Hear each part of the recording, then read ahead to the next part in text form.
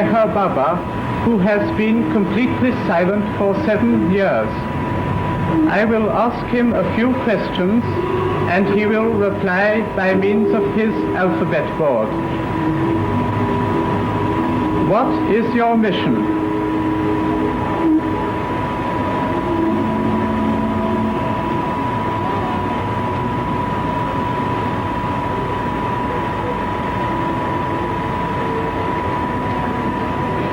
To make others realize the truth in every phase of life and to make brotherhood a practical fact. Why have you come especially to America?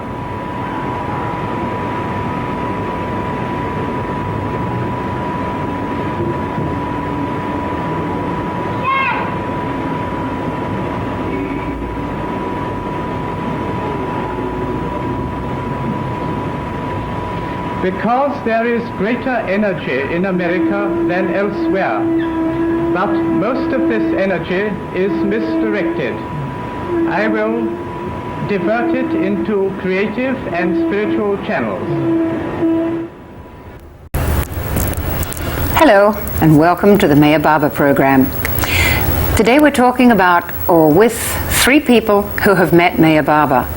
But before I introduce you to our 2 guests, because I'm the 3rd person who met Meher Baba, that newsreel that you have just seen was archival footage that we discovered was shot by Movietone News in 1932 on Baba's visit to the United States. And many people who meet Baba have very different reactions.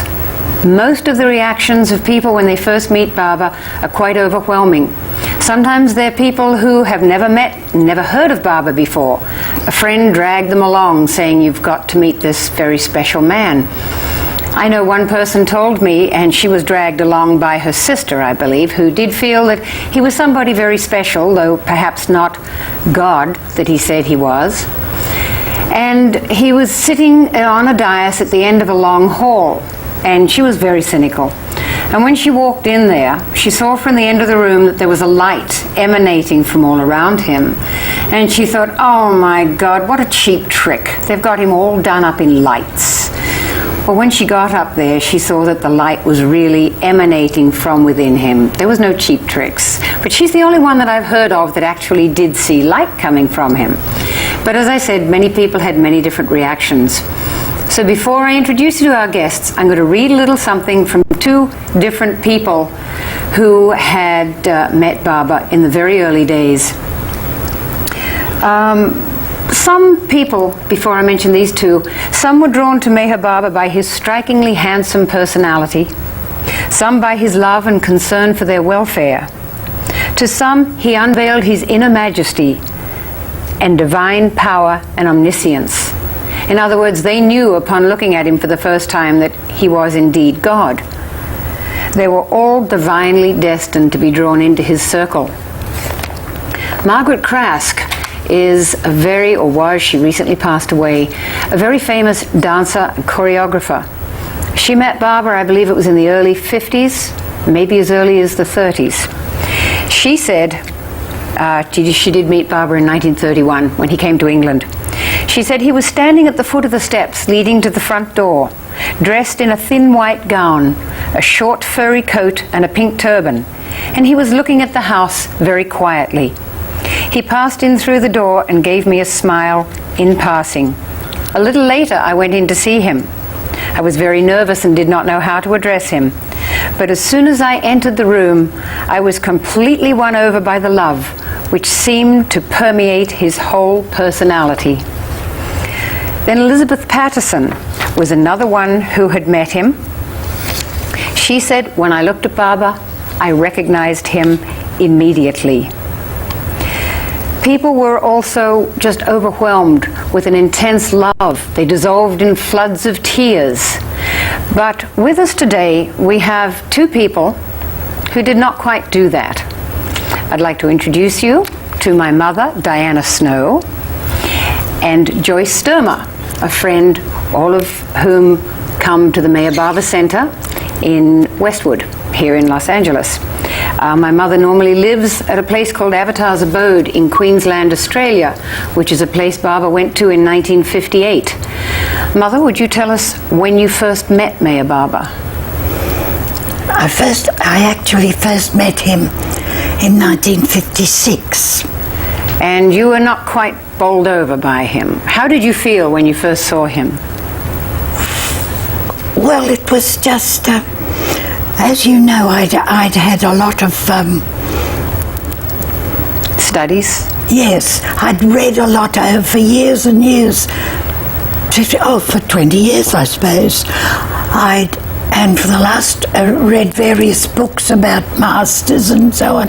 And the last 4 years I'd been a member of the Rosicrucian, and they had really convinced me about the cycle of what's known, what we call avatars, but some people call them masters, or like of whom Jesus was just one, whereas the normal Christian religion says Jesus is the one and only. Christ is the only one. Just as an interruption to that, Baba said a very interesting thing, that I am the one whose past is always worshipped, whose future is eagerly anticipated, but who in the present, when I'm here on earth, I'm largely ignored. Yes, and studying the lives of the past avatars, like, well, from Buddha, or back before Buddha, Zoroaster, Buddha, who's the Muhammad, who is the Krishna, Ram, and Zoroaster. That about covers the modern pantheon of avatars that we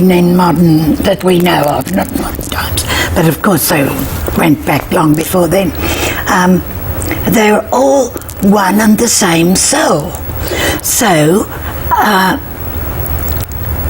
they come at different times, and they assume different forms, and they lead different kind of lives virtually, depending on the times, what's going on, and they choose a country. And so you had always believed that this to be a fact. Yes. And so you are now looking for a present master this incarnation. That's right. Either an actual Christ, or what we'd call a saint, I suppose, well, a master. Anyway. And then you met Francis Brabazon. Well, first of all, a friend met Francis Brabazon, who had been a member of the Sufi group in Australia. And she met him and told me about him. A friend told her, and she said, I'm going down to see this man who's met somebody that she says is a master, a God-realised master. And I said, me too, I'll go too. So you went with him too? No, I didn't. I couldn't go then. I had to wait for a few days. You're giving me the wind-up. Right. I'm talking too much, sorry. And you met Francis. I met Francis. And Francis, of course, had met Baba. And he told me, I was convinced of Francis Brabazon's absolute sincerity, and also of his intelligence, which was important to me. Right. They weren't some airy-fairy... Exactly, because there are a lot of, gurus around. That's right. And also, he had a shoebox full of photos of Baba from various ages through, because he was in contact with the Mandali, who are Baba's, the people who had lived with Baba in India. And Baba's disciples. So this was all, you met Brabazon in 1953. So this was for 3 years that you'd been hearing about Meher Baba. That's right. And so finally, Baba comes to Australia. The day arrives, you go down to meet him. How did you feel when you first saw Baba? Well, it was just like meeting my father that I had never seen since I was 3 or 5, say, or something. He was familiar to me. That's what I mean. And did you have an inner knowledge that, yes, this was... Absolutely. But then, you see, I was probably convinced through Francis. Francis and my readings and everything. And I believe, Joyce, that was the same with you. You were convinced through your contact. We always say, who was the person who brought us to Meher Baba? And a poet and a very wonderful gentleman by the name of Malcolm Schloss was your contact with Baba. He was a disciple, and Malcolm and his wife Jean Adriel are the ones who welcomed Meher Baba to the shores of America November 6th, I think it was 32. 1932. So that was probably when that video was taken. Well, that video was that was Charles Purdom in England. No. Sorry, no, Charles Purdom was a previous one. You have never seen this video before. It's a brand new one that has just been dug out of the archives, and that was Meredith Starr. Oh, that was Meredith at the Phelps Stokes home in New York in 1932. So probably that was how Baba looked when you first met him. Well, no, I didn't meet him then. Oh, not in 32, of course not. But you see, I met Malcolm through a series of events. Right. As a poet. And then I had a strong inner pull to go back and seek him out as a poet. I did not know what this ferment was inside of me. And when I finally, a year after first making contact with Malcolm Schloss as a poet, I went back again. They welcomed me, very friendly, warm, and I was just touched by that. And you went back to see him because he was a poet, or had he said something about spirituality or Meher Baba? He had just said, he had once invited me to come and hear the story of how he met his master. And that made an impression, but I had no knowledge of what a master was or anything except a master painter, master musician. So you hadn't been necessarily on the spiritual path seeking to meet a master, as my mother I didn't know anything about masters. So it was all totally new to you when Malcolm started talking to you. Well, and then when I found my way back to Malcolm's from this inner ferment that was just an overwhelming gyration kind of inner thing, they invited me in, and I sat down, and they started asking me questions. Well, how are you? What have you been doing? And I thought, why are they asking me all these questions? Well, they knew what was happening to me because they'd had such experience many years ago at Harmon on the Hudson with people meeting Baba. I see. So they left the room and left me alone, and within a minute, tears started streaming down my face, and I'm not a weepy person.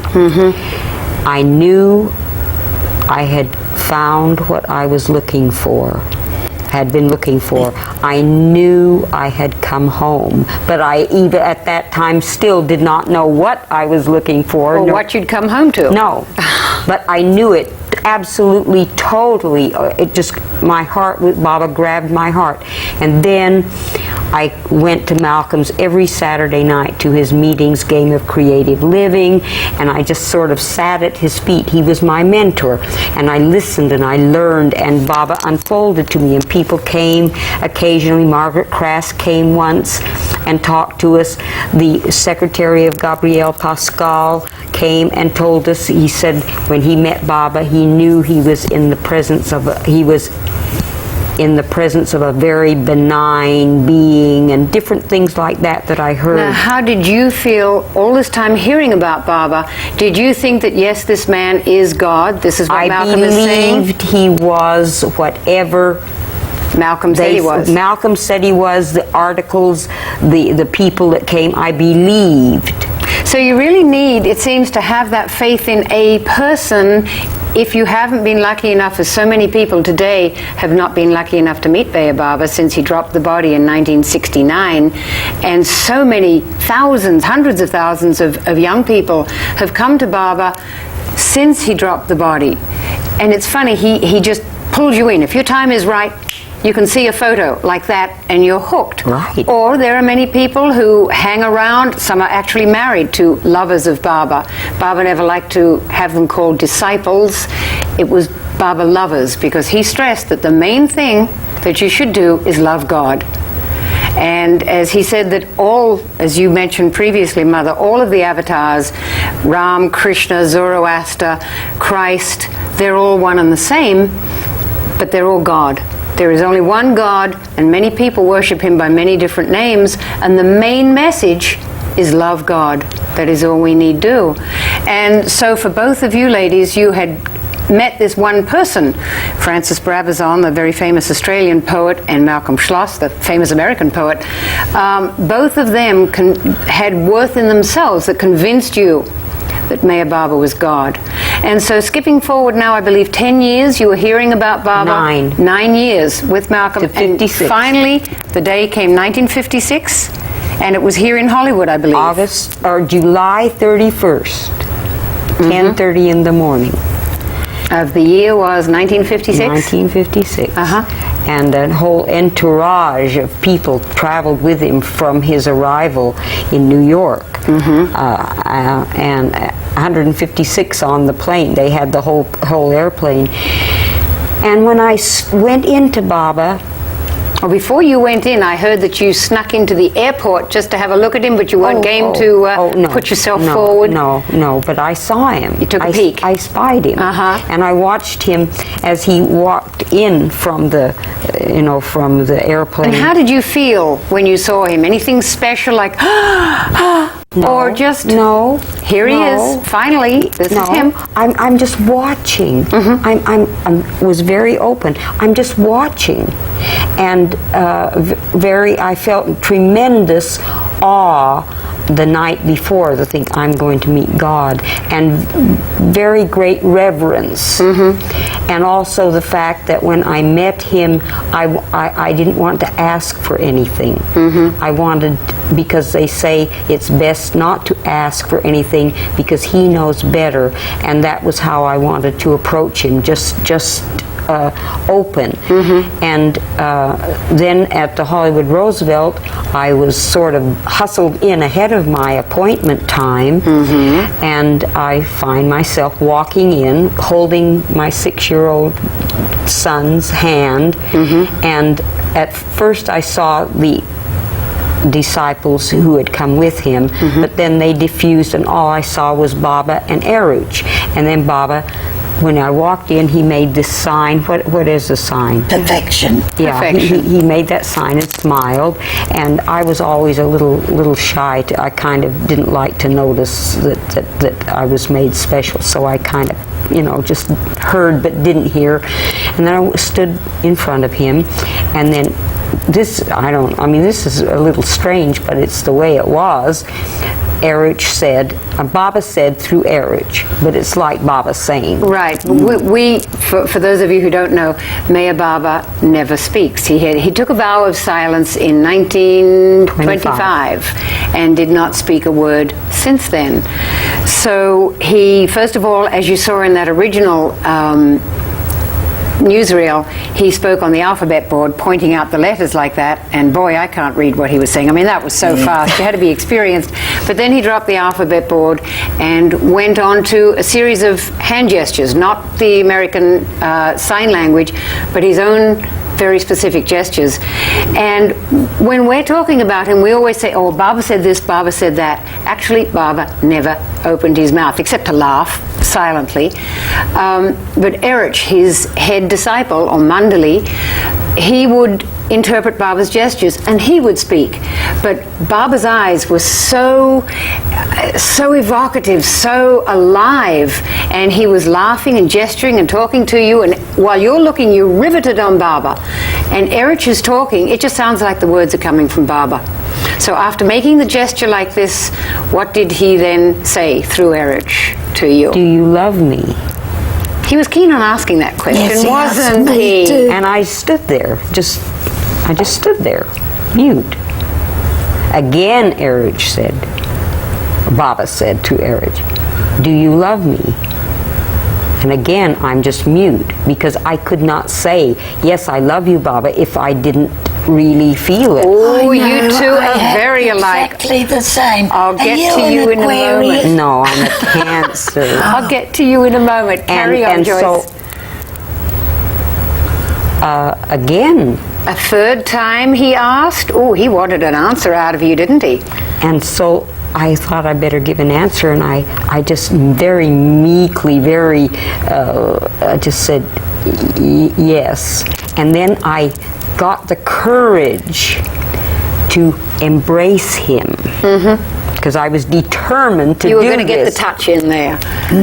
But that was strange, because I felt like I touched something non-corporeal. Really? You want to describe that a little more specifically? Well, I made the effort to embrace him. Right. And when I made contact, it was like I'm touching something non-corporeal. I mean, your hands didn't go through him, though. No, they didn't No. go through him, but it was the feeling. It was like I'm touching something that is non-corporeal. That's the best I can see. Did you get a touchy-feely thing? Nothing? No, I mean, if you touch somebody, you feel a bone, you feel something, Right, you feel right. something corporeal. Yeah. I did not feel it. I can't say it was like touching air, but something in that vein. It seems to touch everybody in a different fashion. It touched me in such a way that I totally forgot about it. I was a 17-year-old that mother sort of said, please, darling, come on down just for my sake. And so I said, oh, all right, I've got better things to do. But the funny thing is, I knew he was God. I mean, when Francis Brabazon, because I used to go to the lectures and listen to Francis when I was 14 and 15, and I knew he was God, but it didn't impress me.